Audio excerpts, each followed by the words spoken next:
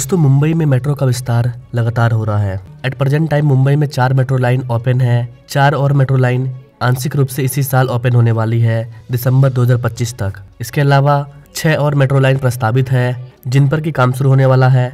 और आज के इन 6 मेट्रो में से एक मेट्रो लाइन के बारे में हम लोग जानने वाले हैं, जिसको कि बनाने में करीब 16,000 करोड़ रुपया खर्च होगा। और इस वाले मेट्रो लाइन को बनाने में जापान के द्वारा पैसा लिया जाएगा। जापान अपना पैसा देगा। जैसा कि आप सभी जानते हैं, भारत में बुलेट ट्रेन को बनाने के लिए जापान करीब 80,000 करोड़ रुपया दे रहा है। ठीक उसी तरह से मुंबई का जो अटल सेतु है MTHL, उसको बनाने में भी जापान का पैसा लिया गया है।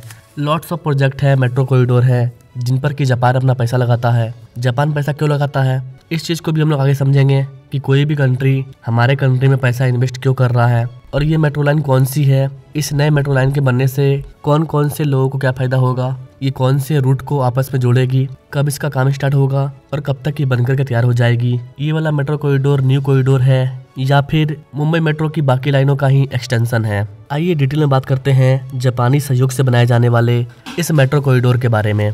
नमस्कार दोस्तों, मैं विकास और आप देख रहे हैं ऑल इंडिया प्रोजेक्ट।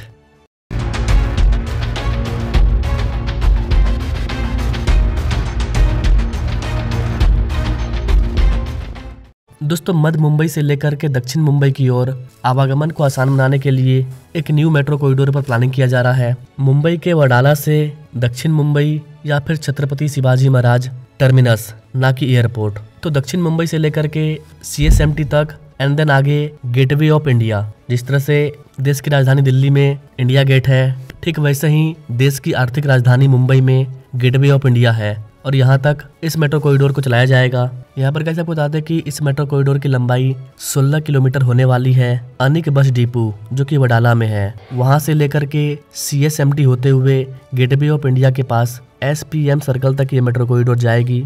16 किलोमीटर के इस वाले डिस्टेंस में टोटल 15 स्टेशन को बनाया जाएगा, अर्थात इन 15 रीजन के मुंबई करों को इससे फायदा होगा। वडाला में मेट्रो का डिपो बनाया जाएगा, जहाँ पर अनेक बस डिपो से इसकी शुरुआत होती है, तो यहाँ पर एक स्टेशन को बनाया जाएगा। देन CGS कॉलोनी में एक स्टेशन को बनाया जाएगा, गणेश नगर में, BPT अस्पताल में भी, सेबरी में, एंड देन हे बंदर में एक स्टेशन को बनाया जाएगा, कोलबंदर में, रे रोड में, बाईकुला में, नागपाड़ा जंक्शन पर एक स्टेशन को बनाया जाएगा, भिवंडी बाजार और कॉर्फर्ड मार्केट में एक स्टेशन को बनाया जाएगा।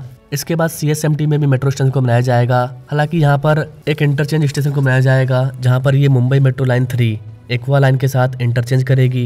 एंड देन हॉर्नीमैन सर्कल अर्थात किला के पास एक मेट्रो स्टेशन को बनाया जाएगा। एंड देन लास्ट में SPM सर्कल तक एक स्टेशन को बनाया जाएगा। टोटल 15 स्टेशन को बनाया जाएगा। इस मेट्रो कॉरिडोर के मार्ग के विस्तार और स्टेशनों की संख्या में वृद्धि के कारण लगभग 16,000 करोड़ रुपया खर्च होगा। 16,000 करोड़ रुपया काफी बड़ा अमाउंट है। इतने बड़े अमाउंट के लिए जापान अंतर्राष्ट्रीय सहयोग एजेंसी GICA के द्वारा ODA ने ऋण प्रदान करने की रुचि दिखाई है, अर्थात जापान के द्वारा इस वाले कॉरिडोर में पैसा लगाया जाएगा। महाराष्ट्र सरकार ने इस मेट्रो लाइन परियोजना के लिए अंतर्राष्ट्रीय वित्तीय पोषण आकर्षित करने हेतु ऋण गारंटी की मंजूरी दे दी है। अब कोई भी कंट्री आपके राज्य में, आपके देश में किसी भी प्रोजेक्ट के लिए पैसा अपना लगाता है, तो उसको एक गारंटर चाहिए कि हम अपना पैसा इतना सारा लगा रहे हैं, कल को मेरा यहाँ पर पैसा के साथ कुछ हुआ, बेईमानी हुआ, नहीं मिला, तो इसकी गारंटी कौन लेगा। तो जो कि अलग अलग कंट्री से लोग पैसा लगाने के लिए आते हैं, इन्वेस्ट करते हैं, तो उनका जो गारंटी है वो सरकार बनती है। तो महाराष्ट्र गवर्नमेंट गारंटर बनी है और जापान के द्वारा इस वाले कॉरिडोर में पैसा लगाया जाएगा।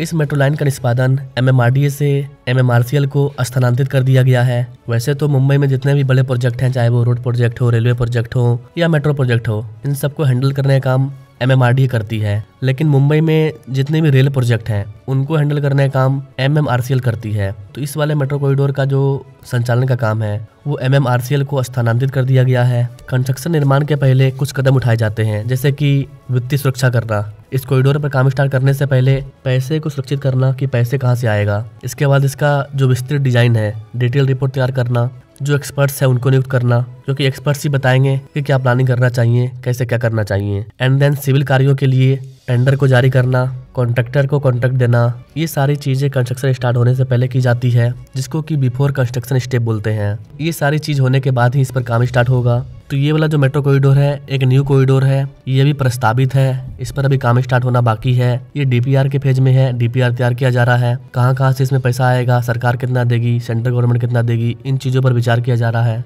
तो इस वाले कॉरिडोर में काम स्टार्ट होने और बन के तैयार होने में काफी लंबा टाइम लग सकता है, 3 से 4 साल का टाइम लग जाएगा, क्योंकि अब तक इस पर काम स्टार्ट नहीं हुआ है। पर्यावरणीय प्रभाव आकलन के मसौदे पर बताया गया है कि ये प्रोजेक्ट डीपू को छोड़कर 17.5 किलोमीटर तक पूरी तरह से अंडरग्राउंड होगी और इस वाले मेट्रो कॉरिडोर के बनने से करीब 2208 पेड़ प्रभावित होंगे। अब चूंकि इतने बड़े अमाउंट में पेड़ों पर इम्पैक्ट पड़ेगा तो इतने बड़े प्रोजेक्ट के लिए पर्यावरणीय मंजूरी लेना इम्पोर्टेंट है।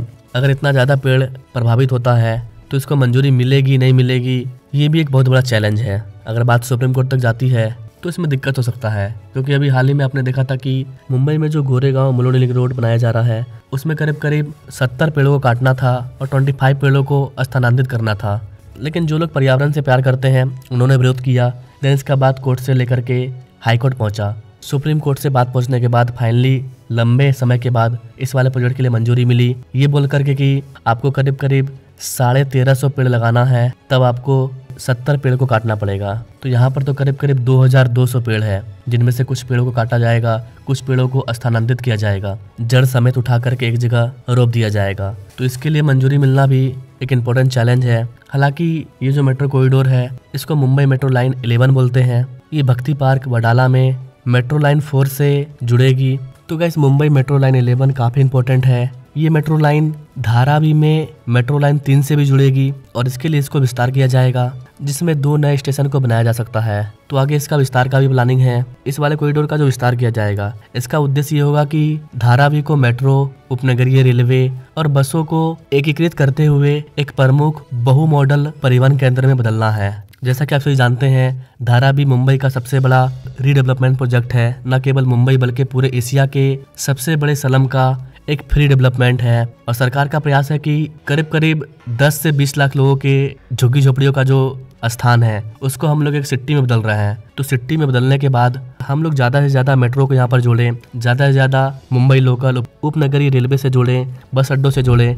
इसके लिए मुंबई मेट्रो लाइन 11 का विस्तार आगे धारावी तक किया जाएगा। धारावी रिडेवलपमेंट का काम कैसे चल रहा है, देवेंद्र फडणवीस ने किस तरह से इस चीज को लोगों को आसान भाषा में समझाया है, इस चीज पर अभी मैंने हाल ही में ये वाला वीडियो बनाया है। आप चाहे तो क्लिक करके देख सकते हैं। काफी लोगों ने इस वाले वीडियो को देखा है। बताया जा रहा है कि धारावी को मोनोरेल तथा बायकुला और CSMT जैसे प्रमुख उपनगरीय रेलवे स्टेशनों से भी जोड़ने का प्लानिंग है, जिससे यह शहर के सार्वजनिक परिवहन नेटवर्क में महत्वपूर्ण इंटरचेंज मार्ग बन जाए। तो मुंबई मेट्रो लाइन 11 भी धारावी के विकास में एक इम्पोर्टेंट रोल प्ले करेगा, एक न्यू कनेक्टिविटी प्रदान करेगा। मुंबई मेट्रो लाइन 11 ये कॉरिडोर दक्षिण मुंबई की कनेक्टिविटी को बेहतर बनाएगा, क्योंकि ये ग्रीन लाइन का पूरक है और वडाला से फोर्ट होते हुए कोलबा तक प्रमुख बाजारों और विरासत केंद्रों को आपस में जोड़ने का काम करेगा। धारावी हब प्रस्तावों के साथ एकीकृत होने के बाद यह आवागमन करने वाले पेशेवरों और निवासियों दोनों के लिए शक्तिशाली गतिशीलता आधार बन जाएगा, लोगों को गति प्रदान करेगा, चाहे वो बिजनेसमैन हो या फिर आम पब्लिक हो।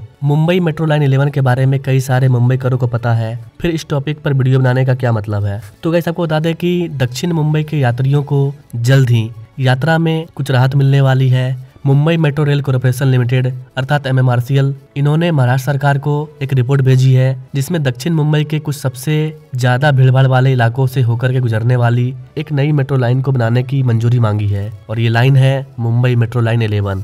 तो मुंबई मेट्रो 11 भी एक अंडरग्राउंड कॉरिडोर होने वाला है, इसलिए इसको बनाने में इतना खर्च हो रहा है। तो इस वाले कॉरिडोर का फिलहाल लेटेस्ट अपडेट ये है कि इसका काम आगे बढ़ चुका है, मंजूरी के लिए इसको भेजा गया है। इसको लेकर के कोई और बड़ी अपडेट आएगी तो इस पर मैं अपडेटेड वीडियो लाता रहूंगा। अगर आप मुंबई मेट्रो के किसी भी लाइन के बारे में डिटेल में जानना चाहते हैं तो आप हमें कमेंट कर सकते हैं। इसके अलावा हमारे प्लेलिस्ट में मुंबई प्रोजेक्ट करके एक प्लेलिस्ट है, जहाँ पर आपको मुंबई के हर प्रोजेक्ट के बारे में जानने को मिल जाएगा, हर मेट्रो लाइन के बारे में जानने को मिल जाएगा। आप चाहे तो हमारे प्लेलिस्ट को विजिट कर सकते हैं। वीडियो अगर आपको इन्फॉर्मेटिव लगा तो आप हमें सपोर्ट कर सकते हैं, हमारे चैनल से जुड़ सकते हैं, कमेंट बॉक्स में जा करके कमेंट कर सकते हैं और वहाँ पर एक हाइप का ऑप्शन है, आप हमें हाइप भी दे सकते हैं ताकि वीडियो और भी लोगों तक पहुँचे। नाउ थैंक्स फॉर वॉचिंग, मिलेंगे अपने लोग अगले वीडियो में, तब तक के लिए जय हिंद।